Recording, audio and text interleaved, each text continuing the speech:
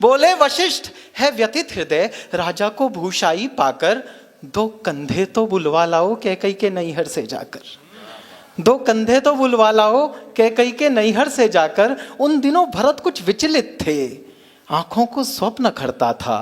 कारण तो ज्ञात नहीं था, पर मन के भीतर कुछ गड़ता था। गहरे संबंधों में प्रतिपल एक तार जुड़ा ही रहता है। तन दूर रहे फिर भी मन से परिवार जुड़ा ही रहता है। बहुत अच्छे, क्या बात है। तन दूर रहे फिर भी मन से परिवार जुड़ा ही रहता है।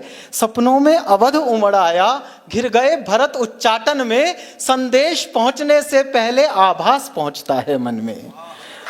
संदेश पहुंचने से पहले आभास पहुंचता है मन में। अंतस में संशय का तांडव, देहरी पर दूत अयोध्या का। सूखे पत्ते सा कांप गया वह भावुक पूत अयोध्या का। सूखे पत्ते सा कांप गया वह भावुक पूत अयोध्या का। अनुमान किया कैकई सुत ने, संयोग नहीं यह साधारण। पहले तो पूछा कुशल क्षेम, फिर पूछा आने का कारण। यह दूत कर्म था कठिन बहुत। वो दूत लंका से नहीं आया था, अयोध्या का दूत था, संवेदनशील था। यह दूत कर्म था कठिन बहुत। भीतर का शोक छिपाना था, मातम को मंगल कहना था, स्वामी को झूठ बताना था। घर नगर चतुर्दिक मंगल है, यह बात अधर जब कहते थे। पिंडलियां कंपन करती थी, आंसू भीतर को बहते थे। बहुत अच्छा, वाह वाह वाह वाह वाह, बहुत अच्छा, वाह। पिंडलियां कंपन करती थी, आंसू भीतर को बहते थे। हे राजकुंवर, गुरु आज्ञा से आया हूं तुम्हें बुलाने को। इसके अतिरिक्त नहीं कोई संदेश तुम्हें बतलाने को। चल दिए भरत रिपुदमन सहित, निर्बाध दौड़ता था स्यंदन। स्यंदन की गति से आशंका और आशा का जारी था रण। जब किया प्रवेश अयोध्या में, गलियों में सन्नाटा देखा। संशय का ज्वार उमड़ आया और धीरज ने भाटा देखा। जब हम ननिहाल गए थे तब ऐसा नगरी का रंग न था। भरत सोच रहे हैं, जब हम ननिहाल गए थे तब ऐसा नगरी का रंग न था। हर चौखट इतनी मौन न थी और आंगन इतना दंग न था। जिस ओर भरत का रथ देखा, मुंह फेर खड़े हो गए लोग। कैकई सुत ने मन में सोचा, मैं मानुष हूं या महारोग। क्या बात है, वाह वाह वाह वाह। कैकई सुत ने मन में सोचा, मैं मानुष हूं या महारोग। सबकी आंखों में तिरस्कार, कैसा अनभिज्ञ अभागा हूं। जो सावन का सोया सोया सीधा पतझड़ में जागा हूं। वाह, बढ़िया, वाह। ऐसा लगता था खड़ा हुआ है शीश झुकाए राजभवन। दृश्य देख पाए तो देखना। ऐसा लगता था खड़ा हुआ है शीश झुकाए राजभवन। कैकई सुत से आंखें करता था दाएं बाएं राजभवन। केवल एक सूरत ऐसी थी जिस पर कणभर अवसाद न था। वैधव्य समाया था तन पर, चेहरे पर तनिक विषाद न था। वसनों का रंग उदास हुआ, सुना था गात कलाई का। कुमकुम सिंदूर विलुप्त हुए, मुख पर था भाव ढिठाई का। पुलकित होकर बोली कैकई, अभिनंदन हो स्वीकार भरत। पहले पितु की अंत्येष्टि करो, फिर ग्रहण करो दरबार भरत। अरे वाह वाह वाह वाह। पहले पितु की अंत्येष्टि करो, फिर ग्रहण करो दरबार भरत। मैं हुआ अनाथ, अयोध्या का सूरज यमपुर में डूब गया। ऐसे में मां का उत्स देखकर हृदय भरत का उब गया। ज्ञानी शब्दों से घटना का बस इंगित पाया करता है, भीतर का सच तो वक्ता का आचरण सुनाया करता है। बहुत अच्छा चिराग, बहुत अच्छा, वाह। ज्ञानी शब्दों से वाह, घटना का बस इंगित पाया करता है, भीतर का सच तो वक्ता का आचरण सुनाया करता है। आश्चर्य क्षुब्ध होकर टूटा, पीड़ा क्रोधित हो चीख पड़ी। माँ को हर्षित क्यों करती है रघुकुल की ऐसी शोक घड़ी। बोला, माँ ओछा लगता है यह तेरा हर्ष प्रफुल्लित मन। तूने ही तो दे दिया नहीं इस महाशोक को आमंत्रण। वाह वाह, क्या बात है, वाह चिराग, वाह। तूने ही तो दे दिया नहीं इस महाशोक को आमंत्रण। उन्माद परे रखकर संभली, वात्सल्य ओढ़ने लगी त्रिया। वाह। उन्माद परे रखकर संभली, वात्सल्य ओढ़ने लगी त्रिया, सुत की आंखों में घृणा देख भौहें सिकोड़ने लगी त्रिया। तुझको भी मैं दोषी लगती, ऐसे क्या पाप किए मैंने, राजा पर थे 2 वर उधार, अवसर पर मांग लिए मैंने। वाह वाह वाह वाह वाह। राजा पर थे 2 वर उधार, अवसर पर मांग लिए मैंने, मेरा बेटा युवराज बने ये इच्छा तो अपराध नहीं, और राम नहीं बन जाते तो पूरी होती ये साध नहीं।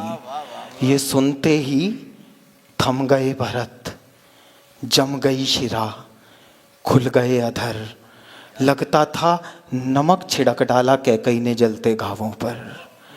हर रोम लपट बन दहता था, पर्वत सा टूटा था सिर पर। था क्रोध अधिक या पीर अधिक, ये निश्चय करना था दूभर। नथुने फूले, सांसें दहकी, पर्वत सा टूटा था सिर पर। भीतर जो लावा दहका था आ गया अचानक जिह्वा पर। और अगली पंक्तियां लिखते हुए मैंने जिंदगी में पहली बार पसीना महसूस किया, क्योंकि माँ को गाली देनी थी और गाली देने वाले भरत थे। भीतर जो लावा दहका था आ गया अचानक जिह्वा पर।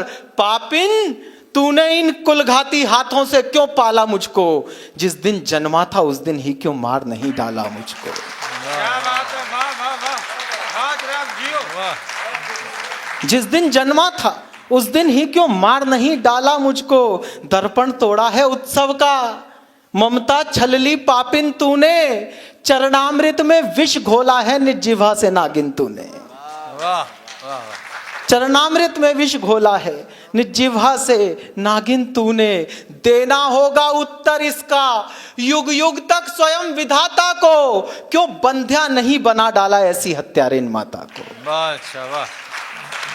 पति को खाकर आनंदित है, घृणा देखिए भरत की, पति को खाकर आनंदित है, रत्ती भर पश्चाताप नहीं, रघुवंश मुकुट मणहीन किया, इससे बढ़कर कुछ पाप नहीं। चाहता हूं उसका वध कर दूं जिसने ये अत्याचार किया।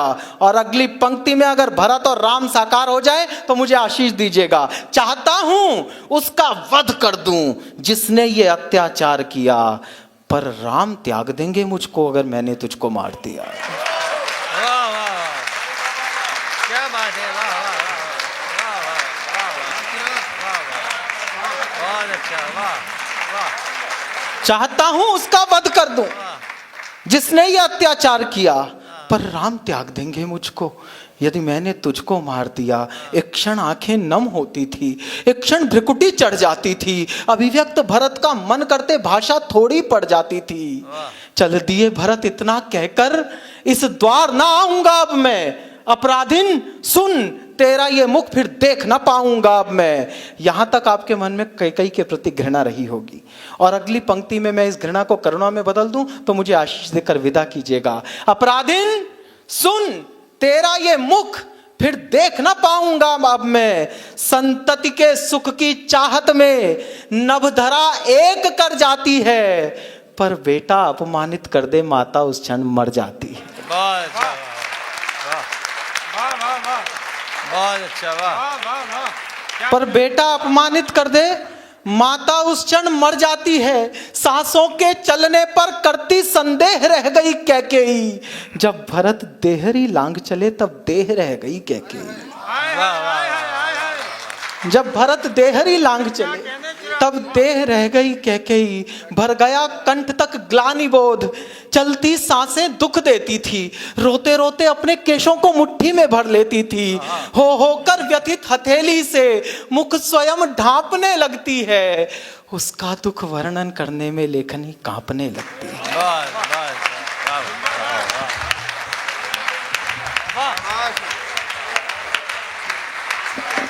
इस कविता के लिए खड़े हो जाइए आप। ये चिराग ने अद्भुत कविता लिखी है। बैठिए बैठिए। राम कथा हमने सैकड़ों बार सुनी, नहीं हजारों बार सुनी, नहीं लाखों बार सुनी, और लगता है कि इतनी तरह से ये कथा बखानी जा चुकी है कि अब उसमें कोई आयाम बचा नहीं है। लेकिन ये सिरफिरा कभी फिर सिरे जोड़ देता है, सिरफरेपन में फिर सिरापन आ जाता है।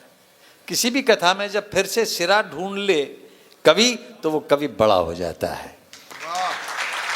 मैं चिराग आपको बहुत बहुत बधाई देता हूँ इस कविता के लिए, जिसमें आपने पुराण में प्राण भरे हैं और आज के कवि सम्मेलन को बहुत आगे और बहुत ऊंचा उठा दिया।